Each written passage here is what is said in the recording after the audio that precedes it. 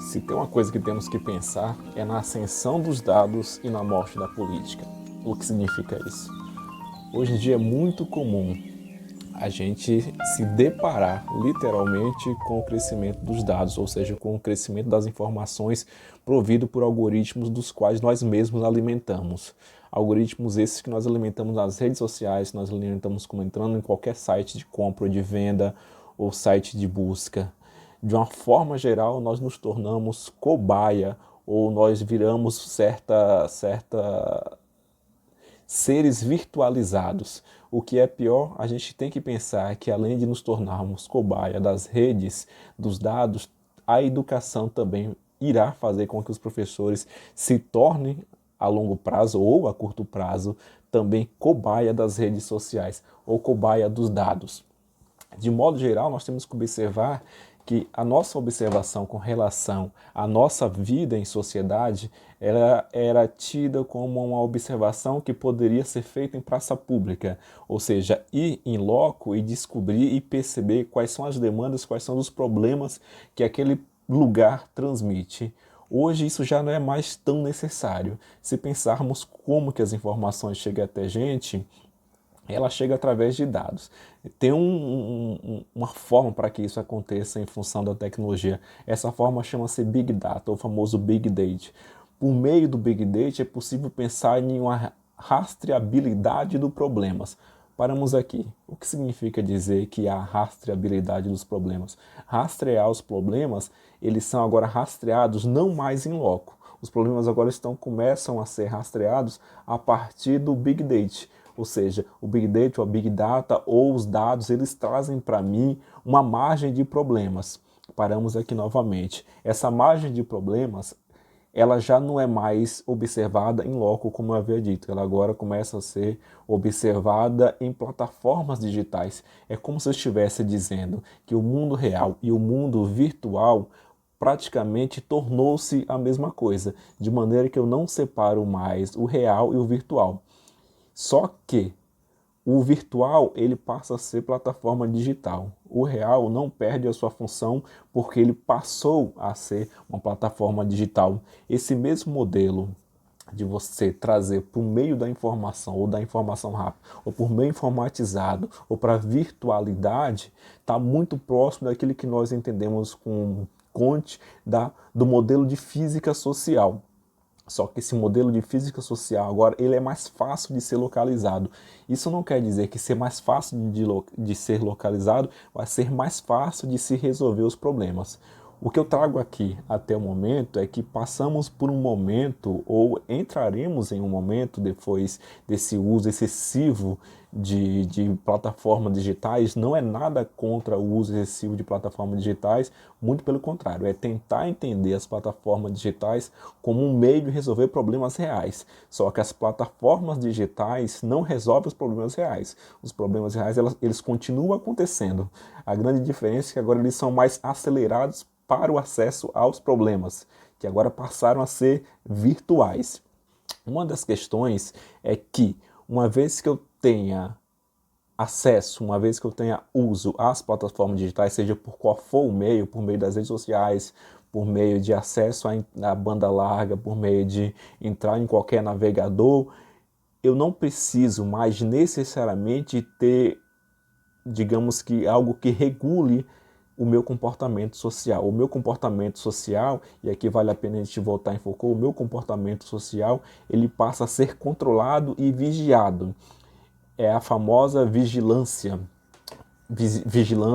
digital. A vigilância digital, ela tem se expandido de forma absurda. Vale a pena consultar também um site chamado Educação Vigiada. Vale a pena consultar esse site, Educação Vigiada.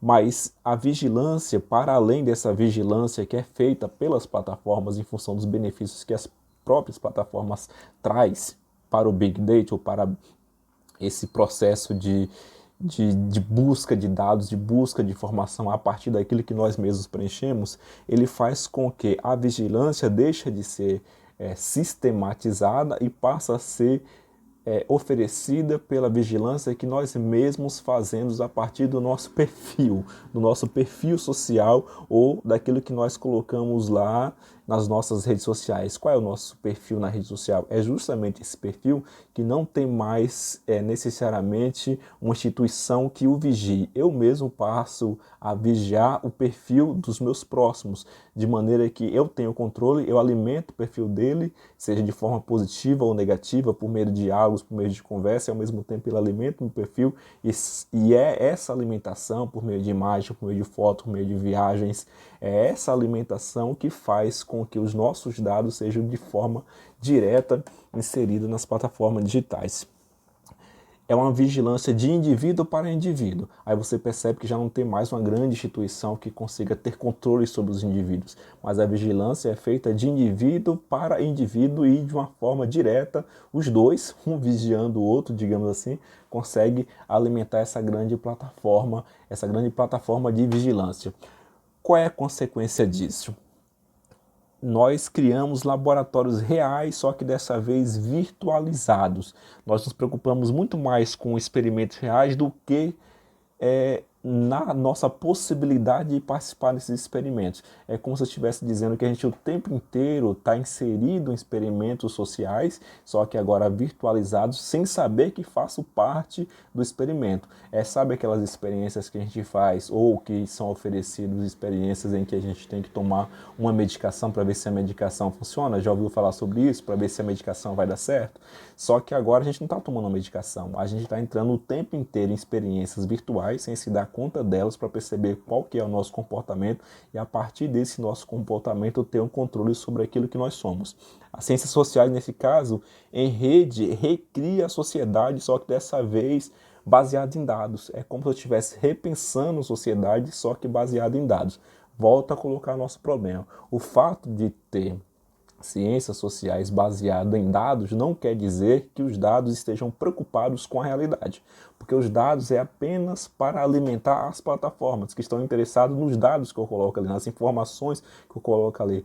E parte desses modelos de coleta de dados, eles estão presos a grandes instituições que têm interesse, na sua grande maioria, têm interesses de consumo.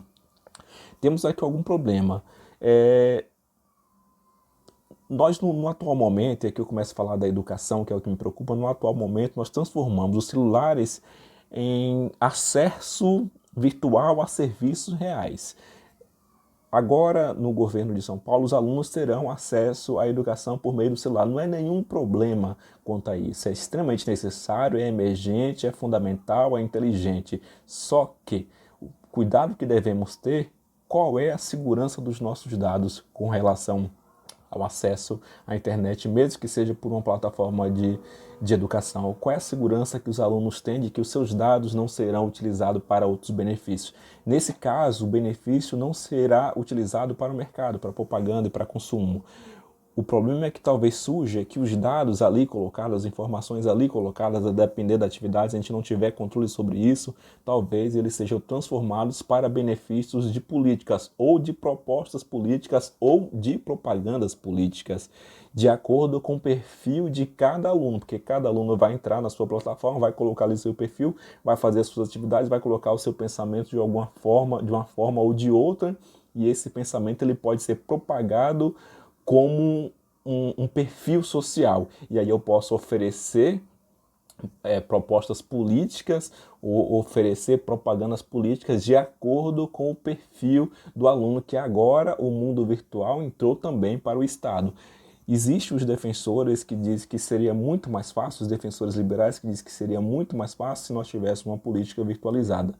Não vejo nenhum problema quanto a isso. O grande problema é que, pensando no Brasil, em que as realidades, o mundo real, o mundo concreto, não foi ainda resolvido, a sua desigualdade não foi ainda resolvido, é como se eu estivesse transportando essa desigualdade que não foi resolvida para o mundo virtual. Eu não sei até que ponto isso é bom, uma vez que eu não resolvi o problema ainda do mundo real. Como se estivéssemos vivendo em três grandes realidades: a realidade do mundo real, a realidade do mundo real que não foi resolvida, e agora a terceira realidade, que é a realidade do mundo real que não foi resolvida, mas que agora passa a ser virtualizada. Eu vou virtualizar a pobreza, eu vou virtualizar a dificuldade de educação, eu vou virtualizar a dificuldade de acesso que ainda continua no mundo real.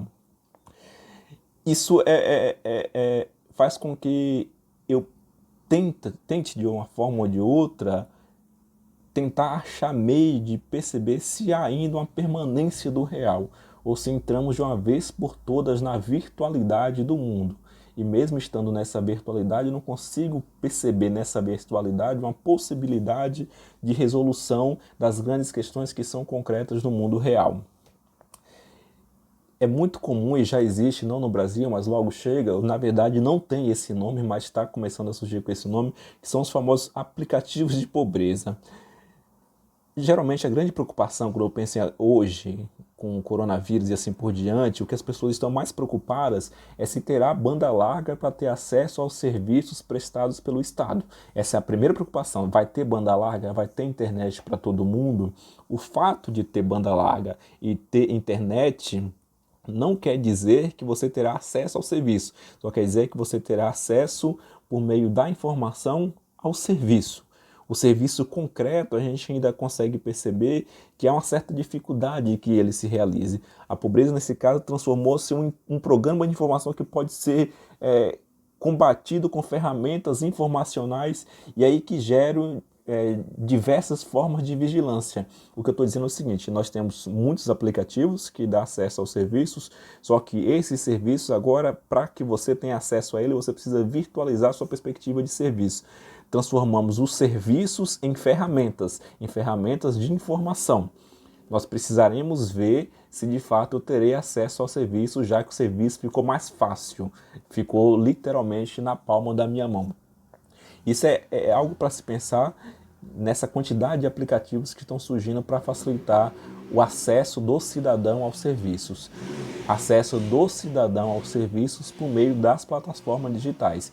Eu penso aqui de maneira filosófica que nós virtualizamos os serviços sociais. E aí é preciso entender se essa virtualização dos serviços sociais acontece ao mesmo tempo em que os serviços sociais estão acontecendo de fato, uma vez que eu já não consigo ir em loco para perceber se os serviços estão acontecendo, uma vez que agora ele transformou-se em serviços virtualizados.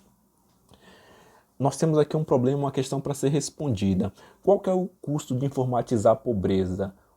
Qual que vai ser o custo de você informatizar a pobreza? Presta atenção nisso. Nós informatizamos agora a pobreza. Então a pobreza agora está em um aplicativo de celular. A pobreza está em uma plataforma. Até que ponto a pobreza está em uma plataforma e resolvi o problema da pobreza? E aqui nós iremos também entrar com relação à educação.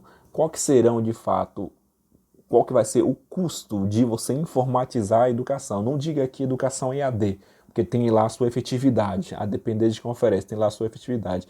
Eu digo em você agora fazer com que a educação ela passe a ser informatizada. Qual que vai ser o custo disso? O custo disso para quem depende da educação de fato. Se ela já não acontece de forma concreta e real, é preciso pensar se ela informatizada terá o mesmo objetivo que ela tem de forma concreta e real.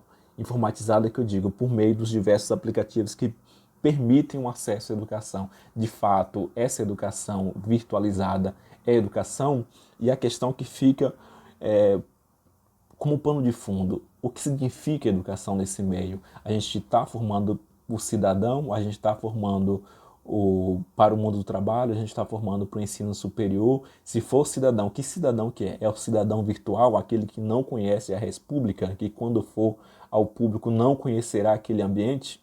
É o cidadão para o mundo do trabalho, mas para esse mundo do trabalho somente informatizado? Se a gente entrar para esse caminho, tudo bem. E se for para o ensino superior, que tipo de estudante eu estou preparando para o ensino superior? É um estudante muito mais voltado para uma formação que é virtualizada, abrindo mão, digamos que, do conhecimento mais geral.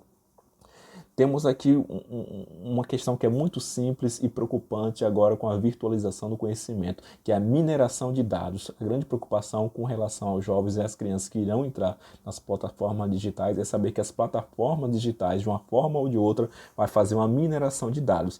Esse discurso, essa temática, ela precisa ser levantada o tempo inteiro, porque nós poderemos sofrer consequências políticas por conta dessa mineração de dados que agora chega à escola pública e vai tirar dos alunos, se a gente não tomar cuidado, informações que podem e será usada contra eles mesmos. fechando aqui, nos parece que a noção de política como um empreendimento comunitário se transforma em um espetáculo individualizado que eu posso agora transformar, além de transformar em um espetáculo individualizado em que eu posso ter a política na palma da minha mão e me achar participante da política, ela transforma-se ao mesmo tempo em uma abertura. Eu abro mão da res pública, eu abro mão da vida pública, uma vez que a vida pública agora é uma vida virtual.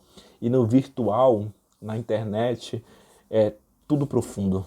A internet é profunda e tende a levar profundo.